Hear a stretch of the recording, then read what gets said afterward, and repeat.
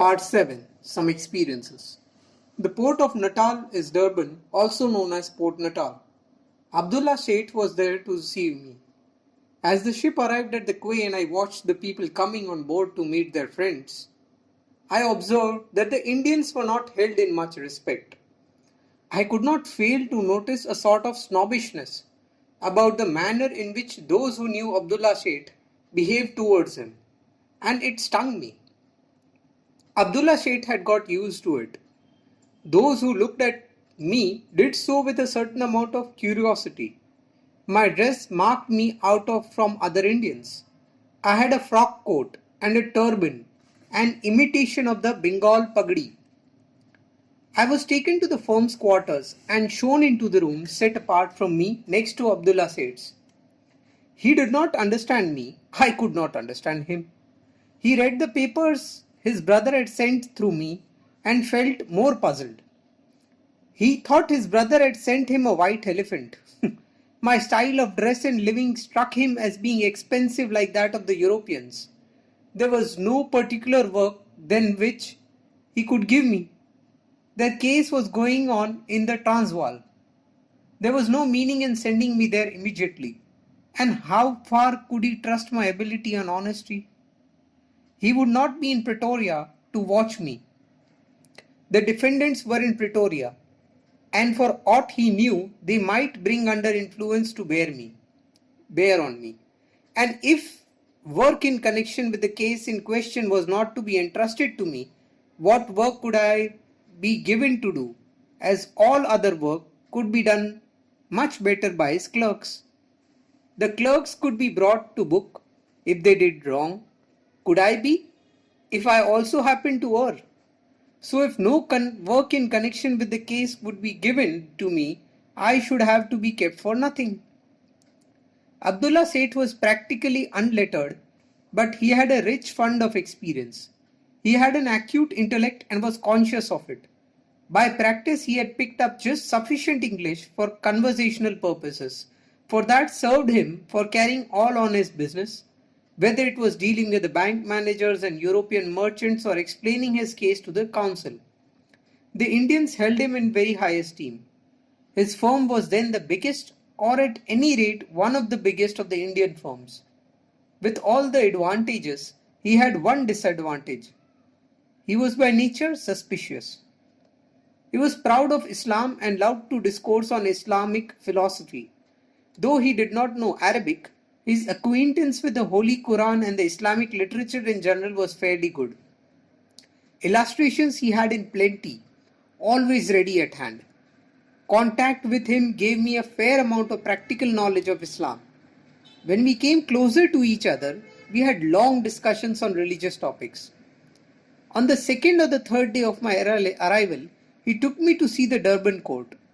There he introduced me to several people and seated me next to his attorney.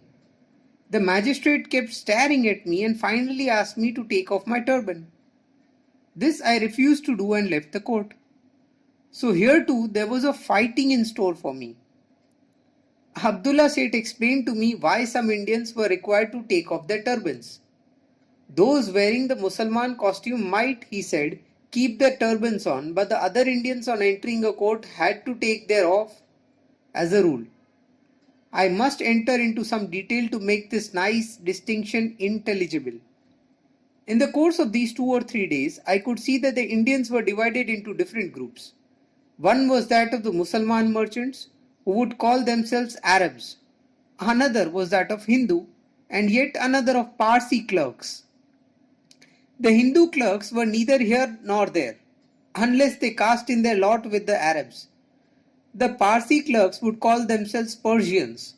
Now these 3 classes had some social relations with one another.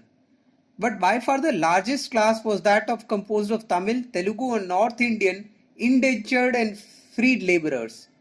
The indentured labourers were those who went to Natal on an agreement to serve for 5 years and came to be known there as Girmitias from Girmit, which was the corrupt form of the English word agreement. The other 3 classes had none but business relations with this class. Englishmen called them coolies, As the majority of Indians belong to the labouring class, all Indians were called coolies or Samis. Sami is a Tamil suffix occurring after many Tamil names, and it is nothing else than the Sanskrit Swami, meaning a master. Whenever therefore an Indian resented being dressed as a Sami and had enough wit in him, he would try to return the compliment in the wise. You may call me Sami, but you forget that Sami means a master. I am not your master. Some Englishmen would wince at this, while others would get angry, swear at the Indian, and if there was a chance, would even belabor him, for Sami to him was nothing better than a term of contempt. To interpret it to mean a master amounted to an insult. I was hence known as a coolie barrister.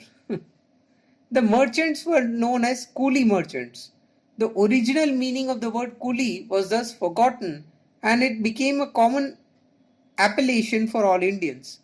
The Mussalman merchant would resent this and say, I am not a coolie, I am an Arab, or I am a merchant, and the Englishman, if courteous, would apologize to him. The question of wearing the turban had a great importance in this state of things.